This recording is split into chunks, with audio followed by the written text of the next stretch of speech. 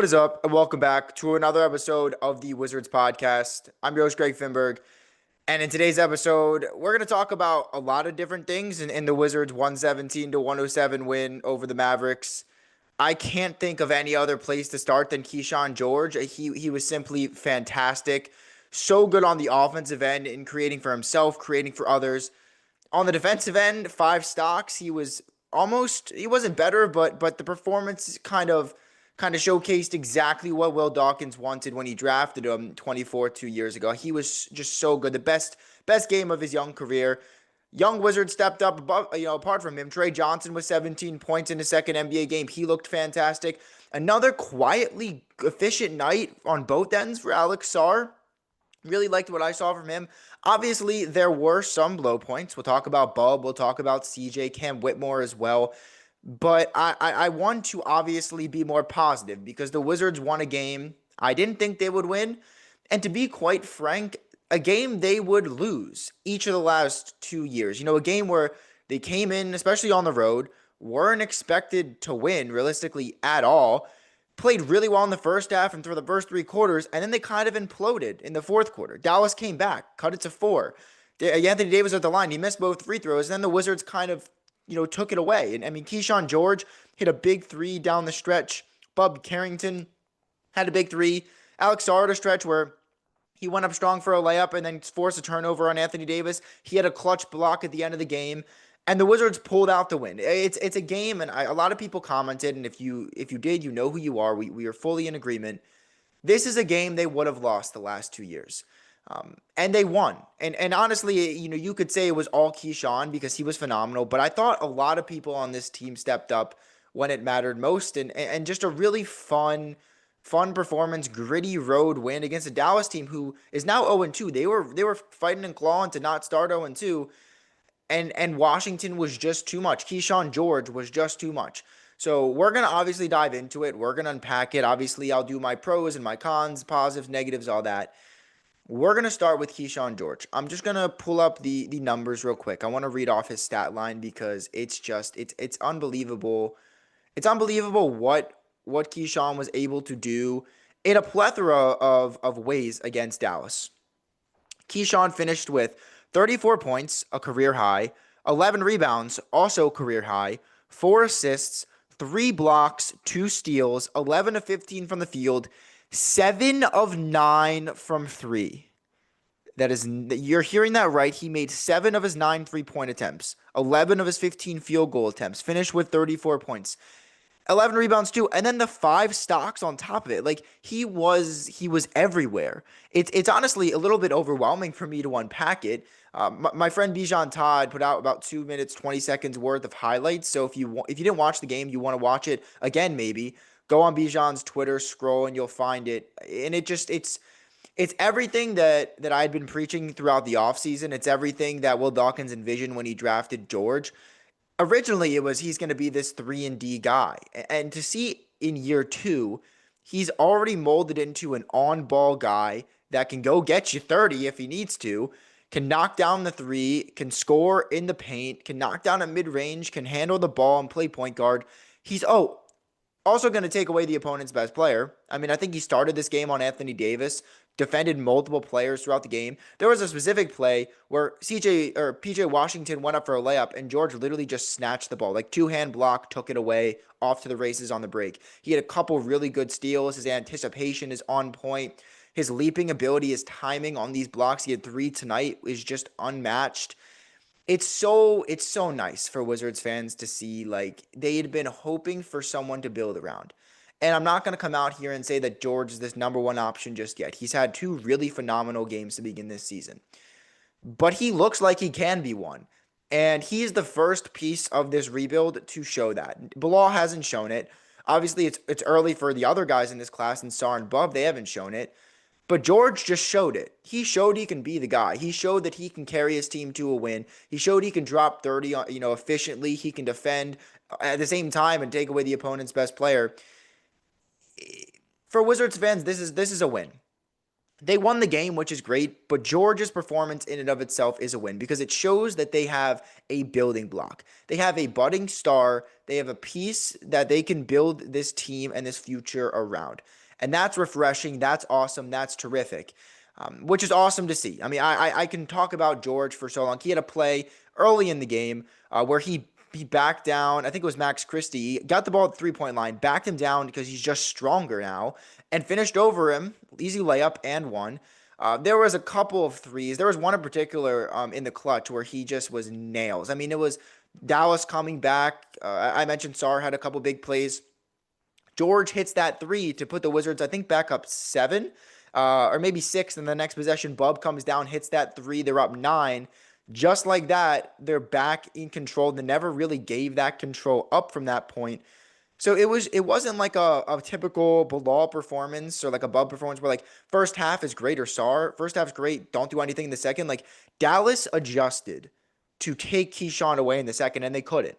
He got open, he created for others, he got to his spots. And that's the thing, like he's just getting there. He gets to his spots so effortlessly. He's not rushed, he's not sped up. And for him to do that in year 2 on the ball, I had high expectations for him. I didn't think he'd be this good. I'm not going to come out here and say that I called it he'd be this good. I thought he'd be great at some point. And I said that on draft night. I like that Will Dawkins took a player that you know is going to be at least a very solid player with upside of being a very, very good player and not reaching on some of these other, late first round, second round, high potential, but probable busts. I love this pick from the start. I'm not going to come out here and say I thought he'd be this good this early, but he is. So, I mean, credit to Will Dawkins, man. To trade up to get George in and of itself was a gutsy move. Two slots, obviously, in the first round, but he saw the guy he liked and he took him. But it's the trade, I think, that he made beforehand, the foresight to do that, that set this whole thing in motion. Because he traded Daniel Gafford when he knew the Wizards were going to tank and he knew the Mavericks were buying at the deadline. He got an unprotected first round pick, or it might have been protected, lottery protected, I think, but nonetheless, the Wizards got it. I think it was lottery protected. Got a first round pick, turned that into Kyshawn George. And yes, Gafford went to the finals with the Mavericks, and Gafford's a great player. But you're going to sit here and tell me you'd have Daniel Gafford right now than Kyshawn George? Nobody would take that. And so I obviously gave flowers to Key. He was unbelievable. But I have to give flowers to Will Dawkins as well because it's such a smart move to get him, but to draft him as well in that spot is just so smart. And again, I've been big on Will Dawkins for a while. These moves are going to, I think, keep looking as good as this one, but simply a really smart trade. Kyshawn was so good. He's just absurd two-way production. Can't say enough. I'm probably going to circle back once I remember maybe some of the other really cool plays from Key throughout the game. But had to dedicate 8 to 10 minutes to him because he was just so good. The reason the Wizards are 1-1 realistically. Like I mentioned at the top of the show, they won by 10. It was a gutsy win. They were down 14 early, and then they were up 16 in the third. It was some good adjustments from Keefe. I'll say this, I liked Keefe's adjustments. I thought that he did a good job of taking Dallas away from its game once the Wizards went down. And Cooper Flagg played really well in the fourth quarter. He was the one that kind of brought them back. I did not agree with some of the rotation. I mean, you saw Will Riley a little bit, which I was happy about. So it seems like he didn't play too much. Keeps kind of still trying to find some stuff that sticks. But I thought, CJ McCollum was awful. I thought Chris Middleton didn't have it going for the most part. And he closed with them. And they won the game, yes, but he still went to them when I thought, Tre Johnson had been playing better than those two. Obviously, I thought he waited a little bit too long to put Key back in the game, but he had played a lot, so I guess I understand that move. So the rotations were a little bit iffy. But nonetheless, good adjustments from Keefe. Because in the past, I said that I really didn't like the way that he had adjusted in year one in total last year. But to be down 14 to go back up, that's a 30-point swing to go up 16. You win the game by 10. You got to give the head coach some credit. So shout out to Keefe for bringing his team back with some adjustments. Let's talk about Tre Johnson real quick. 17 points. 7 of 13 from the field, 3 of 6 from 3, was a +7. I actually want to start on the defensive end. Late in the game when he was playing in the fourth quarter, I actually thought he had some active hands. Like, again, not the world's best defender, but he's kind of figuring out that he can kind of just pick and choose his spots and kind of when to reach, when not to reach. So I kind of saw something that I could get behind there on the defensive end. But offensively, I mean, the jumper is great. And I talked about it last time, so I'm not going to harp on it too much. But the fact that he is just casually dropping 17 in his second game in the NBA after 15 in his first game, or 16, sorry, in his first game, it shouldn't be slept on. Like we expected Tre to be a scorer and to score the ball in double figures. But it looks like it's not easy for him, obviously, but it's not as hard as you would think for a guy trying to figure out his way in the NBA. He looks way more comfortable, actually, than I thought he would. It says something about the player when they come in and they take their first three and they miss it, and like two possessions later they're chucking one from the logo. He missed both, right? And the logo one wasn't that close. Probably not a good shot, but it's the confidence that he plays with in game two in his rookie season. That translates to these good shooting performances. He's going to miss some shots, but he's going to take a lot of shots, and he's going to make them eventually. And so I really liked his confidence. I liked what he showed on the offensive end, shooting wise, but I also kind of liked a little bit of his defense as well. I also tweeted out this stat because I was just on my way home. I was watching the game, and I was just like, you know what? 15 points in the first half for Tre. Let's see how long it took Johnny Davis to do that. Because in my head, I was thinking, like, let's not take this for granted if you're a Wizards fan. This guy is playing really well as a rookie. Bilal had some moments as a rookie, but he started very slow. Sarr started pretty slow. You look back at Johnny Davis, right? It took him 13 NBA games, and until February 14th, 2023, he was drafted in June 2022, to score his 15th NBA point. That is 4 months, a little less than 4 months into the NBA season for him to get 15 points in the league. Tre Johnson did it tonight in the first half. Let's not take that for granted. There's levels to this stuff. That's a Tommy Shepard player versus a Will Dawkins player. There's differences. And Wizards fans are starting to realize how important those differences are, how important these draft picks are to a team and to a market that has not been able to historically attract free agents or big names through trade. This is how you have to do it.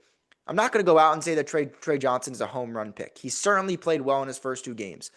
But if you look at that comparison, it's astonishing to see the difference between one GM and one team that's gunning for a 35-win non-playoff year versus the other team that's probably going to lose a lot more games than that year, but they have pieces to build around. They have good draft picks to build around. And that is what I wanted to point out. Someone said that, Johnny Davis caught a stray there. Like, look, he blocked me a couple years ago on Twitter. I was one of the people that believed in him. I still think he'd be an okay player. He's obviously been cut and traded, and he's on the Westchester Knicks, I think. Johnny Davis didn't work here, and it's, I don't know if that's his fault. I don't know if that's because the coaching staff failed him with his jumper. Who knows? But again, I don't want to talk about Johnny Davis on this pod. This is a positive pod. Tre Johnson was great. That's an average of 16 points per game on good shooting splits through his first two games. Seems like a really good, nice, volume scorer off the bench. I think eventually you'll see him come into that starting two-guard role with CJ McCollum going to the bench. And honestly, I was going to do the positives and negatives differently, but we're already on the subject of CJ. I've been very disappointed. I've been very disappointed in McCollum so far because he was so good in the preseason. He was phenomenal. And he's looked awful in the first couple of games. If you want to know my thoughts on his performance in Milwaukee, bad. I mean, you can re-listen to that segment of the pod. It's time-stamped, but I thought he was bad, really bad. You expected a better game from him in Dallas. You didn't get that in Dallas. What did CJ finish with? 33 minutes, 2 of 8 from the field, 1 of 4 from 3, 6 points, 5 assists, a +10, which is third highest on the team, so like not terrible. I just hated his shot selection. I thought he ball hogged. I thought there were a lot, like I mentioned against Milwaukee, there were a lot of points where I thought CJ could have passed the rock. I thought he could have made the extra pass, swung it, and gotten an open teammate a better look.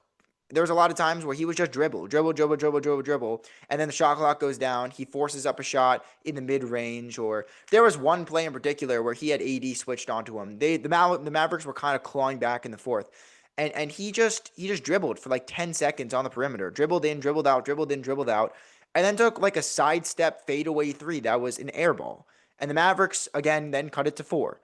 I tweeted out like, what is that shot? Like, there were just really bad moments from him.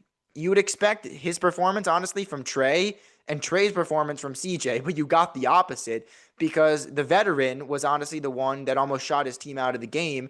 And the rookie was the one that kept them afloat in the second quarter and the third quarter, or more so the second quarter, I guess the first half, to allow them to make this run and to win the game. So again, I'm not saying that CJ shouldn't start. Like I still do like the fact they're playing the veterans, but the veterans almost lost them the game. I mean, Middleton wasn't good either. 1 of 7, or sorry, that was Bub. Middleton 4 of 13, 9 points, 4 boards. Again, 4 of 13, pretty bad, and he was great. He was great against Milwaukee, not great against Dallas. So the veterans did not do them any favors. I thought Bagley actually is the other veteran. I thought he was good off the bench, 10 points and 4 boards. Again, 4 of 6 from the field. I like what Marvin brings off the bench to spell Sarr. But if we're going to talk about some negatives, obviously did not like what I saw from CJ. I thought Middleton almost shot the team out of the game. Bub, let's talk about Bub real quick. Not good again. 1 of 7 in 26 minutes, made his only three. It was a clutch three. So, like, honestly, that brought it from a 6-point lead to a 9-point lead with about 3 minutes left. They actually, I mean, there was a foul before the shot, and they reviewed it and said that it counted, which I honestly think it shouldn't have, but it was a big moment because it kind of allowed the Wizards to maintain control. 7 points, 3 assists, 3 boards, 2 turnovers for Bub was a -5. The only starter that was in the minus. He just wasn't good. He really is struggling to find his spots, to make the shot when it's open. He had a couple mid-range shots that he couldn't get to. When he drives to the lane, he got swatted a couple times. Can't really facilitate to get his teammates open. I think we'd be talking a lot differently about Bub if Kyshawn wasn't playing as well as he is and playing point guard for a lot of the game, because he looks like a way better point guard than Bub. And again, this is coming from someone who's still patient on Bub. I still think he can be a point guard. It's just taking a while. And I stress that you got to be patient there, but again, not good. You know, he's struggling to do everyday point guard things, to get 2 feet in the paint, to make the open shot, to finish in the lane, to run the offense realistically. I'm not seeing that. And so I'm not jumping ship yet, but certainly have not seen great things from Bub. You also saw Tristan Vukcevic. He only played 7 minutes. I thought he was good in his 7 minutes. Just 2 points, but was a +11, and that speaks volumes to it. The defense was honestly solid. He drew a charge. He had a block. 4 boards, that's Kisper. 2 rebounds for him. I liked what I saw from Tristan. I thought it was actually nice to give Marvin a little bit of a spell. 15 minutes for Marvin, 7 for Tristan. If there's going to be 20 or so minutes between the two of them behind Sarr, then split them up. I don't mind giving him some run because I actually did like what they got from him in the second quarter. He was one of the reasons they came back and were winning by 6 at halftime. So I like that. Corey, 3 of 5 from the field, 4 boards, 4 assists, 7 points, was a +5. I thought he was good. Defensively, no. They just pick on him. I mean, there was one play in particular, Washington at the top of the key on the right side, just bullied him, drove right through Corey and won.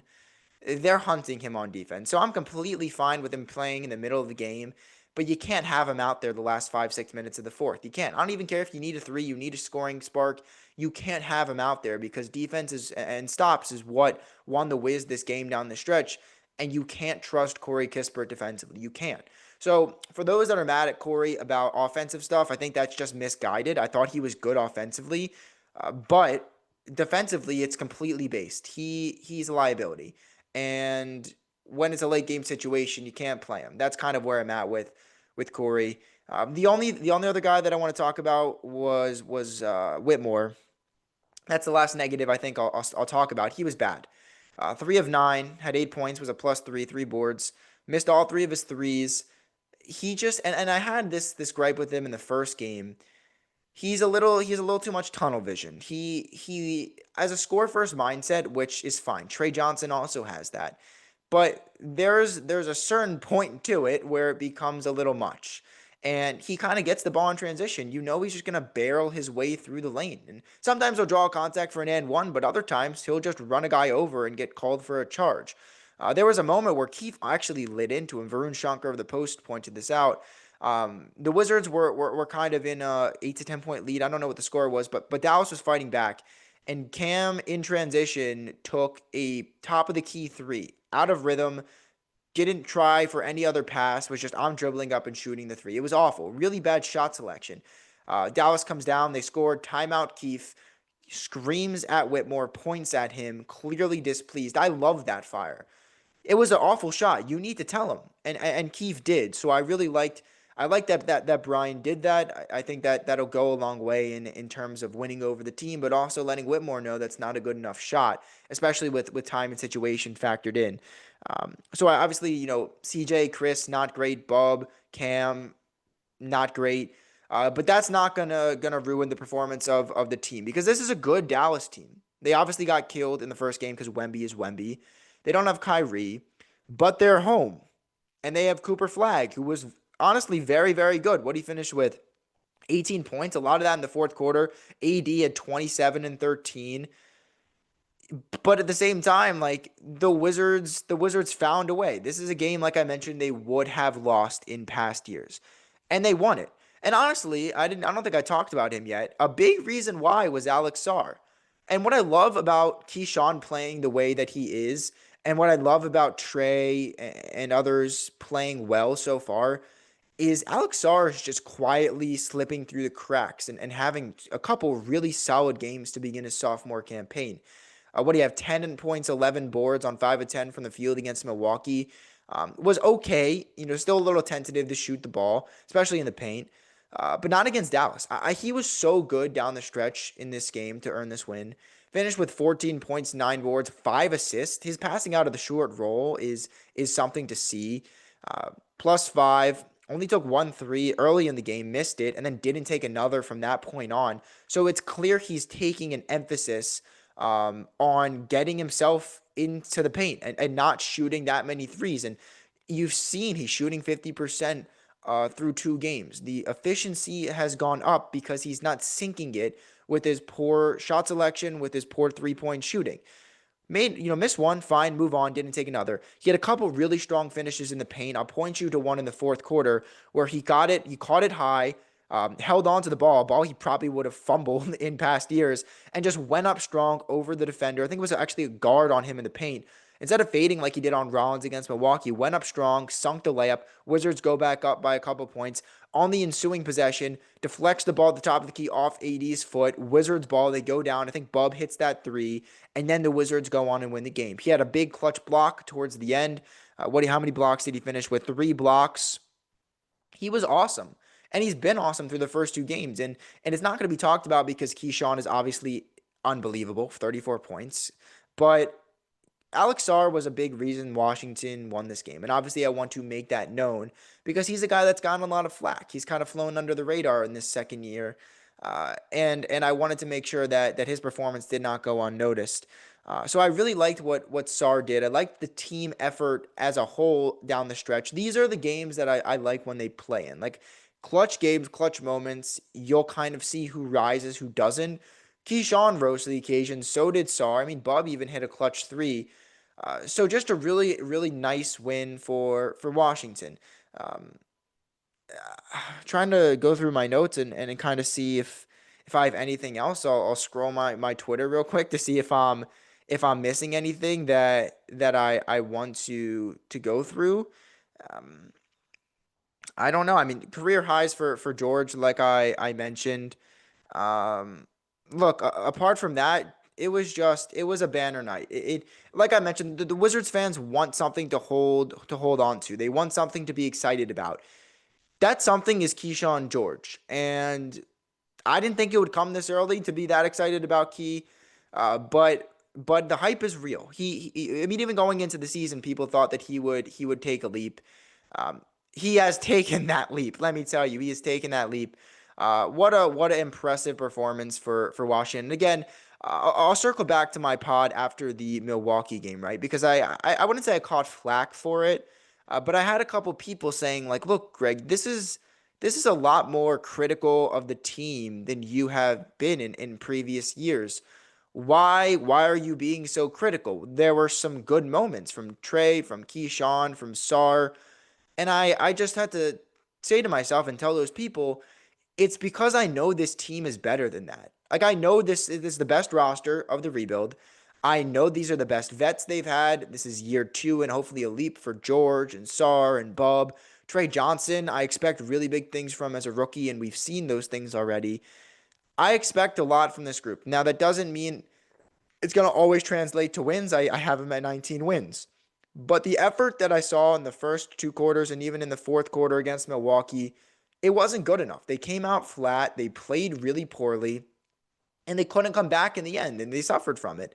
They came out with a way better mindset. Even when they were down 14 in Dallas, I wasn't mad at the way they were playing. They just couldn't make shots. Then they started to get hot. Then their defense started playing much better. They rebounded the ball very well. Kyshawn took over. Sarr played well. Tre played well. They closed out a game they should have closed out and got a tough road win. That is why I was pretty harsh and critical after that Milwaukee loss, because I know there's another level they can get to. They sort of got to that level in Dallas, but I think they can honestly play even better. The game was probably closer than it should have been because they should have buried them in the fourth quarter. So that is why I was critical. I'm not going to be too critical of the performance tonight, obviously. I talked about some of the players that need to play a lot better. But just a really fun night for Wizards fans. They deserve this. I mean, I didn't know if they'd win a game for the first 10 or so. They had a pretty tough schedule. I also didn't think Kyshawn would be at this point. So there you have it. But a really great 117-107 road win for the Wiz. 2-game trip to begin the year. They're 1-1 on it. They head home for the home opener on Sunday. Should be a fun one in Capital One Arena against the Charlotte Hornets, who I think are still 1-0. They probably play Saturday and it'll be a back-to-back. I think maybe on Sunday. I can obviously check that now because I have a computer and I can look at that. Let's see here. Yeah, Charlotte is at Philadelphia on Saturday. So they'll be on the second leg of a back-to-back, 6 p.m. Sunday in Washington for the Wizards home opener. That'll be a fun game. Charlotte's a really good rising young team. They got LaMelo. They got Khan now. They have Miller. They're good. They killed Brooklyn in the first game. Should be a fun one. You obviously had all the Twitter beef in the offseason between Wizards Twitter and Hornets Twitter, the big rivalry that's not actually a rivalry. So I think that's fun. I'm excited for that. And obviously the Kyshawn performance in and of itself, it makes it even more fun, more something to look forward to. He should get a hero's welcome when he comes back to DC because he's kind of emerging as the guy. Not to say he will be the guy when it's all said and done. They'll probably have more picks and trades and stuff, but he is emerging and emerging way, way sooner than I thought. So just an unbelievable game from Kyshawn. Sarr was great. Tre was great, and the Wizards pulled out a pretty gritty road win to be 1-1 entering the home opener. That's going to wrap it up for this episode. Again, I got a lot of good feedback on the first post-game pod after Milwaukee. A lot of people want me to do these after every game, so I'll deliver. It's going to hopefully be around 30 minutes to 35 minutes after, just so you know, on your drive to work or when you're bored at work. Or wherever you're doing, you can kind of just listen in and get pretty quickly caught up on everything you need to know about the team. So again, that's going to wrap it up for this episode. Kyshawn George is great, man. Wizards are 1-1, feeling good. Home opener Sunday against Charlotte. I'll be back to recap that one. Thanks again for listening, guys. Go Wiz.